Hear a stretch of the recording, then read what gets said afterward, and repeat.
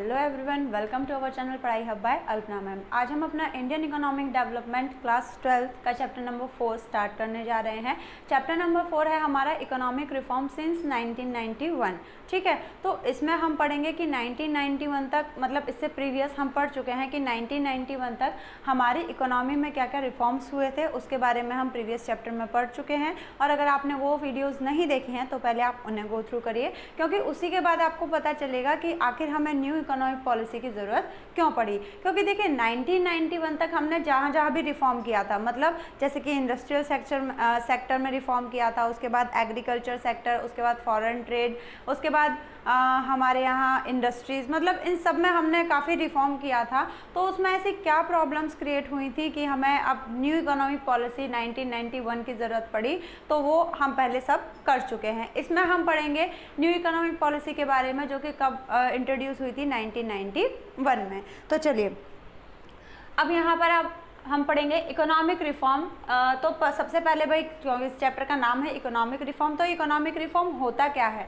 सबसे पहले है economic reform refers to a set of economic policy directed to accelerate the pace of growth and development. Economic reform का यहाँ पर मतलब क्या है, two set of economic policies. हमारी इकोनॉमिक पॉलिसी का एक सेट, मतलब जिसमें बहुत सारी इकोनॉमिक पॉलिसीज हों, directed to accelerate the pace of growth and development, मतलब जिसे बनाया गया हो हमारी कंट्री की ग्रोथ एंड डेवलपमेंट को पेस, मतलब एक्सेलरेट करने के लिए, उसको रेस देने के लिए, उसको बूस्टअप करने के लिए बनाया गया हो। ऐसी सारी इकोनॉमिक पॉलिसीज के सेट को हम इकोनॉमिक रिफॉर्म कहते हैं। इसके बाद आता है भाई कि इसमें हुआ क्या था। तो then prime minister PV Narasimha Rao, उस टाइम पर जो हमारे प्राइम मिनिस्टर थे वो पीवी नरसिम्हा राव थे, and finance minister doctor Manmohan Singh. और फाइनेंस मिनिस्टर उस टाइम पर कौन थे, हमारे मनमोहन सिंह। उन्होंने क्या किया, introduce NEP, new economic policy 1991, क्योंकि 1991 में इंट्रोड्यूस हुई थी।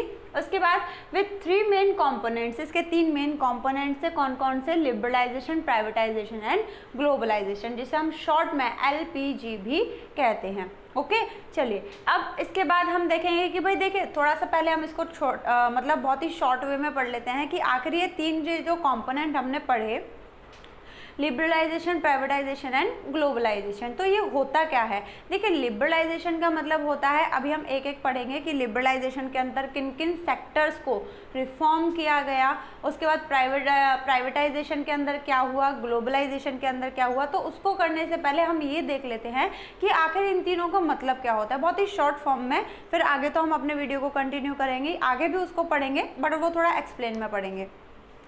तो सबसे पहले अगर मैं बात करूं लिबरलाइजेशन की, तो देखिए लिबरलाइजेशन का मतलब होता है लिबरल। लिबरल का मतलब क्या होता है, बिकम फ्री। जब हम किसी को थोड़ा सा फ्री करते हैं तो उसको हम कहते हैं लिबरल। तो लिबरलाइजेशन में क्या है, मतलब किसी को फ्रीडम देना, किसी को फ्री करना, किसी कुछ रेस्ट्रिक्शन से। तो लिबरलाइजेशन का मतलब होता है फ्री करना। अब यहाँ पर किसको फ्रीडम दी गई थी, यहाँ पर प्राइवेट सेक्टर्स को फ्रीडम दी गई थी, क्योंकि इससे पहले हमने पढ़ा था कि अगर हम इंडस्ट्रीज़ की बात करें या किसी भी चीज़ की बात करें, वहाँ पर डोमिनेंस किसका था, वहाँ पर डोमिनेंस था पब्लिक सेक्टर का। उसके बाद हम बात करते हैं प्राइवेटाइजेशन की। तो प्राइवेटाइजेशन क्या है, तो देखिए आपको नेम से ही हमें पता चल रहा है, प्राइवेटाइजेशन, हम किसी चीज़ का निजीकरण कर रहे हैं, है ना। तो जैसा कि मैंने आपको बताया कि प्राइवेटाइजेशन में हम पब्लिक सेक्टर्स, क्योंकि हमने इससे पहले पढ़ा था कि जितने भी सेक्टर थे वो सारे किसके अंदर थे, पब्लिक सेक्टर के अंदर थे। अब वहाँ पर गवर्नमेंट ने क्या किया, क्योंकि बहुत सारी प्रॉब्लम्स क्रिएट हो रही थी, करप्शन बढ़ रहा था, या फिर हम कह सकते हैं बहुत सारी चीज़ों में लॉसेस फेस करना पड़ रहा था, इतनी सारी पॉलिसीज़ जो बनी थी वो उस तरीके से इम्प्लीमेंट नहीं हो रही थी जैसे होनी चाहिए। हमने जितना ग्रोथ करना चाहिए था उतना ग्रोथ हम नहीं कर पा रहे थे। तो इन्हीं सब के चलते जो पब्लिक सेक्टर्स थे उन्होंने काफ़ी हद तक अपने कुछ सेक्टर्स को या काफ़ी सेक्टर्स को प्राइवेटाइज्ड कर दिया, वो भी हम आगे एक्सप्लेनेशन में पढ़ेंगे। उसके बाद आता है ग्लोबलाइजेशन। ग्लोबलाइजेशन में क्या था, ग्लोबलाइजेशन का मतलब होता है अपनी इकोनॉमी को बाहर की इकोनॉमी से जोड़ देना, मतलब पूरे वर्ल्ड की इकोनॉमी से जोड़ देना, मिला देना, इंटीग्रेट कर देना, that is known as globalisation. क्योंकि उससे पहले जैसे हमने पढ़ा था import promotion import substitution and export promotion. तो उसमें क्या हुआ था, इंपोर्ट सब्सटीट्यूशन में हमने बाहर से सामान मंगाना कम कर दिया था, है ना। तो इससे क्या था कि भाई बाहर से सामान मंगाना हमने कम कर दिया, फॉरेन इन्वेस्टमेंट लिमिट काफ़ी कम थी, मतलब ऐसे बहुत सारे फैक्टर्स थे कि हमारे यहाँ या फिर हम कहीं बाहर इतनी फ्रीडम के साथ एक्सपोर्ट या इंपोर्ट नहीं कर सकते थे। तो ग्लोबलाइजेशन में क्या किया गया, ग्लोबलाइजेशन में हमने अपनी इकोनॉमी को पूरी वर्ल्ड की इकोनॉमी के साथ इंटीग्रेट किया, मतलब हमने बाहर देश विदेशों से अपने व्यापार को और बढ़ाया ताकि हम भी उनसे कुछ नया सीख सके। ओके, तो ये था हमारा LPG liberalisation, privatisation and globalisation. अब इसके बारे में अब हम पढ़ते हैं कि लिबरलाइजेशन क्या होता है, उसके अंदर क्या हुआ, फिर उसके बाद एक एक स्टेप पढ़ेंगे एक्सप्लेनेशन में। चलिए, तो यहाँ पर सबसे पहले दे रखा है लिबरलाइजेशन। तो देखिए लिबरलाइजेशन का मतलब क्या होता है, freedom of the producing units, हमारी प्रोड्यूसिंग यूनिट्स को फ्रीडम देना from control of the government, क्योंकि अभी मैंने आपको पहले बताया कि सारा पब्लिक सेक्टर है और पब्लिक सेक्टर में किसका कंट्रोल होता है, गवर्नमेंट का। अब यहाँ पर जितनी भी प्रोड्यूसिंग यूनिट्स थी उनको क्या कर दिया गया, उनको थोड़ा सा फ्रीडम दिया गया, मतलब हर बात में आपको गवर्नमेंट से पूछना, गवर्नमेंट से लाइसेंस लेना, गवर्नमेंट से अप्रूवल लेना, ये सब अब आपको ज़रूरत नहीं है, आपको थोड़ा फ्री कर दिया गया। और the removal of trade barriers, और व्यापार पे हमारे जो बहुत सारे बैरियर्स लगे हुए थे, जो प्रतिबंध लगे हुए थे, उन सबको भी क्या कर दिया गया, हटा दिया गया। उसके बाद आता है इकोनॉमिक रिफॉर्म अंडर लिबरलाइजेशन, कि भाई लिबरलाइजेशन के अंदर हमने क्या क्या अपनी इकोनॉमिक में रिफॉर्म किए, हमने ऐसी कौन कौन सी सेट ऑफ पॉलिसी लेकर आए जिसकी वजह से हमारी ग्रोथ एंड डेवलपमेंट में एक पेस, एक बूस्टअप आया। ठीक है, तो यहाँ पर देखते हैं, अभी मैंने बताया लिबरलाइजेशन या लिबरल का मतलब होता है बिकम फ्री। किसको हमने फ्री किया, एक तरीके से हम कह सकते हैं हमने प्रोड्यूसिंग यूनिट्स या फिर पब्लिक सेक्टर्स को काफ़ी फ्रीडम दी कि आपको अब बात बात पर गवर्नमेंट से पूछने की ज़रूरत, उसके अप्रूवल की ज़रूरत, उसके लाइसेंस की ज़रूरत नहीं है, आप up to a certain limit अपनी मर्जी से काम कर सकते हैं। उसके बाद आता है, अब सबसे पहले देखते हैं किन किन सेक्टर्स में क्या क्या रिफॉर्म हुए। सो industrial sector reform, industrial sector में क्या रिफॉर्म हुआ, सबसे पहले एबॉलिशन ऑफ इंडस्ट्रियल लाइसेंसिंग। हमारे यहाँ जो अगर आपको कोई इंडस्ट्री खोलनी है या अपनी इंडस्ट्रीज़ को आगे एक्सपेंड करना है तो आपको उसमें लाइसेंस की ज़रूरत होती थी, तो सबसे पहले तो उसको हटाया गया, लाइसेंस को बहुत कम कर दिया गया। जैसे कि इन जुलाई 1991 में licence required only for 5 industries, सिर्फ 5 इंडस्ट्रीज़ के लिए आपको लाइसेंस चाहिए, अदरवाइज अगर आप इनके अलावा और कोई इंडस्ट्रीज़ खोलते हैं तो उसके लिए आपको लाइसेंस की ज़रूरत नहीं है। वो 5 इंडस्ट्रीज़ कौन कौन सी थी, वो 5 इंडस्ट्रीज़ थी liquor, cigarette, defence equipment, industrial explosive, dangerous chemical etcetera. इसके बाद अब देखिए लिक्वायर मतलब पीने में या फिर अल्कोहल वगैरह ये जो चीज़ें होती हैं, अगर आपकी उसकी आप कोई इंडस्ट्री खोलना चाहते हैं तो आपको किसकी ज़रूरत पड़ेगी, लाइसेंस की। सिगरेट की इंडस्ट्री के लिए आपको लाइसेंस की ज़रूरत पड़ेगी। डिफेंस इक्विपमेंट, हमारे जितने भी वेपन्स बनते हैं उसके लिए आपको किसकी ज़रूरत पड़ेगी, लाइसेंस की ज़रूरत पड़ेगी। इंडस्ट्रियल एक्सप्लोजिव, जो जैसे कि क्रैकर्स या फिर भाई एक्सप्लोजिव जो कि बड़े पैमाने पर जो यूज़ होते हैं वॉर्स वगैरह में, अगर आपको वो बनाते हैं तो उसके लिए भी आपको लाइसेंस की ज़रूरत पड़ेगी। एंड डेंजरस केमिकल, और अगर इनकी आपकी कोई इंडस्ट्री है तो उसके लिए भी आपको किसकी लाइसेंस की ज़रूरत पड़ेगी। ओके, चलिए इसके बाद है आपका contraction of public sector. Contraction of public sector मतलब देखिए कॉन्ट्रैक्शन का मतलब होता है कम करना। पहले जो पब्लिक सेक्टर था वो क्या था, वो चारों तरफ फैला हुआ था। अब पब्लिक सेक्टर ने क्या कर दिया या गवर्नमेंट सेक्टर ने क्या कर दिया, अपने आप को कम करना स्टार्ट कर दिया। कैसे, सबसे पहले अंडर NEP 17 to 80, यहाँ पर न्यू इकोनॉमिक पॉलिसी की जब हम बात करें, जब न्यू इकोनॉमिक पॉलिसी 1991 में हुई थी तो वहाँ पर 17 to 8, मतलब वहाँ पर जब न्यू इकोनॉमिक पॉलिसी से पहले जो गवर्नमेंट के पास इंडस्ट्री थी वो कितनी थी, 17, जो कि घटकर कितनी रह गई, सिर्फ 8। और अगर हम बात करें 2010 और 11 की तो वहाँ पर आते आते सिर्फ गवर्नमेंट के पास कितनी रह गई इंडस्ट्रीज, 3, जो कि टोटली गवर्नमेंट थी। जैसे कि atomic energy, railway and defence equipment, ये 3 सिर्फ टोटली गवर्नमेंट थी, बाकी सबको धीरे धीरे प्राइवेटाइज्ड कर दिया गया। उसके बाद आता है expansion of production capacity. Production capacity का भी एक्सपेंशन किया गया, मतलब वही प्रोडक्शन यूनिट को थोड़ा सा भाई फ्रीडम दी गई, तभी उन्होंने अपने प्रोडक्शन को, प्राइवेट सेक्टर का आना स्टार्ट हुआ, प्राइवेट सेक्टर आया तो प्रोडक्शन कैपेसिटी भी बढ़ी। अब वो कैसे था, what to produce and how much to produce, क्या प्रोड्यूस करना है, कितनी क्वांटिटी में प्रोड्यूस करना है, वो अब किसकी चॉइस होगी, was now a matter of producer choice depending on market forces. Market forces क्या होती है, मार्केट फोर्सेज होती हैं डिमांड एंड सप्लाई। अब पहले गवर्नमेंट डिसाइड करती थी क्या बनेगा, कितनी क्वांटिटी में बनेगा, अब कौन डिसाइड करेगा, अब डिसाइड करेंगे प्रोड्यूसर की चॉइस पर डिपेंड करेगा।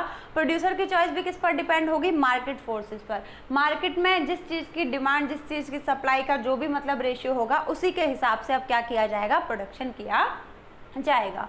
उसके बाद आता है आपका freedom to import capital goods. Import capital goods मतलब अगर मुझे बाहर से कोई कैपिटल गुड्स इंपोर्ट करने हैं तो उसके लिए पहले मुझे लाइसेंस की ज़रूरत या हमारी इंडस्ट्रीज़ को लाइसेंस की ज़रूरत पड़ती थी, बट अब उसके लिए आपको गवर्नमेंट की कोई परमिशन लेने की ज़रूरत नहीं है। नेक्स्ट अब आपको दे रखा है financial sector reform. Financial sector reform में क्या आता है कि फाइनेंशियल सेक्टर में क्या क्या चेंजेस किए गए। तो फाइनेंशियल सेक्टर रिफॉर्म में हमारा आता है banking sector, stock exchange market and foreign exchange market, ये तीन आती है हमारी फाइनेंशियल सेक्टर रिफॉर्म में। इनमें देखते हैं क्या क्या चेंजेस किए गए। सबसे पहले financial sector is regulated and control by the RBI. यहाँ पर अगर हम बात करें तो जितने भी फाइनेंशियल सेक्टर हैं वो किसके द्वारा रेगुलेटेड और कंट्रोल किए जाते हैं, आरबीआई के द्वारा, ये हम सबको पता है। चलिए नेक्स्ट है shift in the role of RBI from regulator to facilitator. अब यहाँ पर देखिए सेकंड पॉइंट से shift in the role of RBI, RBI ने अपने रोल को शिफ्ट कर दिया, कैसे, रेगुलेटर से फैसिलिटेटर में। पहले हमारे जितने भी बैंक हैं, कमर्शियल बैंक हैं, उनके सारे डिसीजन, मतलब उनकी इंटरेस्ट रेट कितनी होगी, लोन की लिमिट कितनी होगी, इन्वेस्टमेंट कितनी होगी, सब सारी लिमिट, सारे डिसीजन कौन लेता था, आरबीआई। बट अब कमर्शियल बैंक को या बाकी प्राइवेट बैंक को रेगुलेट करने की बजाय ये उन्हें फैसिलिटी देने लगा कि up to a certain limit ये आपको सारी फैसिलिटी देगा और आप इतने इतने डिसीजन अपने खुद से ले सकते हैं। उसके बाद है RBI leave it to the commercial bank to decide their interest rate structure according to the market force. अभी मैंने आपको बताया कि आरबीआई सब कुछ रेगुलेट करता था, मतलब आरबीआई ही कमर्शियल बैंक्स को या प्राइवेट बैंक्स को चलाता था। बट अब क्या हुआ, अब आरबीआई ने ये सब किस पर छोड़ दिया, कमर्शियल बैंकर, कि वो अपनी खुद की इंटरेस्ट रेट स्ट्रक्चर को डिसाइड करें according to their market force. उनके आसपास के मार्केट फोर्स में जो भी मनी की डिमांड या सप्लाई है उसके अकॉर्डिंग वो अपने इंटरेस्ट रेट स्ट्रक्चर को डिसाइड कर सकते हैं। उसके बाद है foreign investment limit in bank were raised around 74। हमारे बैंक में फॉरेन इन्वेस्टमेंट लिमिट को बढ़ा दिया गया, कितने तक, 74% तक, इससे पहले काफ़ी कम थी। उसके बाद है आपका banks fulfilling certain condition are allowed to set up new branches without the approval of RBI. Bank को सिर्फ बहुत ही कम कंडीशन फुलफिल करनी थी और बैंक आरबीआई उनको क्या कर देता था, अलाउ कर देता था कि वो अपनी न्यू ब्रांचेस खोल सकती हैं बिना आरबीआई के अप्रूवल के, मतलब बैंक को, कमर्शियल बैंक को काफ़ी फ्रीडम दे दी गई थी। उसके बाद है डिमोनेटाइजेशन। तो डिमोनेटाइजेशन के बारे में हम सब जानते हैं। डिमोनेटाइजेशन कब हुआ था, 8 नवंबर 2016 को। क्या हुआ था, डिमोनेटाइजेशन में जो 500 और 1000 के नोट्स थे उनको क्या कर दिया गया था, उनको लीगली बंद कर दिया गया था। ठीक है, तो बंद कर दिया गया था। फिर उसके बदले में क्या हुआ था, 500 और 2000 के न्यू करेंसी हमारी मार्केट में आई थी। उसके बाद इसका बेसिक पर्पस क्या था, कर्बिंग इलीगल ट्रांजैक्शन, हमारे यहाँ इलीगल ट्रांजैक्शंस को रोकना, जो लोग टैक्स की चोरी करते हैं उसको रोकना, एंटी सोशल एक्टिविटीज़ को रोकना, फंडेड थ्रू इलीगल ट्रांजैक्शन, मतलब जो गलत गतिविधियों से जो पैसा इकट्ठा होता है उसको रोकना। ठीक है, तो इसके भी मेरिट्स डिमेरिट्स थे। तो देखिए अगर मैं फ़ायदों की बात करूँ तो फ़ायदों में जो टैक्स चोरी होती थी वो बची, गवर्नमेंट को पता चला कि प्रॉपर किसको कितना टैक्स बनता है, क्योंकि सारा पैसा जब उसको हमने डिमोनेटाइज किया था तो सारा पैसा कहाँ पर सबमिट हुआ था, बैंक में। उसके बाद यहाँ पर अगर फ़ायदों की बात करें तो ब्लैक मनी जितनी भी थी वो सारी बाहर आ गई थी। और अगर नुकसान की अगर हम बात करें तो नुकसान भाई जो मिडिल क्लास फैमिलीज़ थी उनको बहुत ही ज़्यादा प्रॉब्लम हुई थी। कुछ समय के लिए कैश की बहुत ही ज़्यादा शॉर्टेज हो गई थी और हमारे जितने भी ATMs वगैरह हैं उन सब के सॉफ्टवेयर को दोबारा से रिकैलिब्रेटेड किया गया था। फ़ायदे भी बहुत हुए थे, हम डिजिटल इंडिया की तरफ बढ़े थे, कैशलेस मतलब हम उसको मतलब ऑनलाइन सब पेमेंट हम करना सीखे इसी के दौरान। Okay, so this is it for today and please like, comment and share with your friends. Thank you.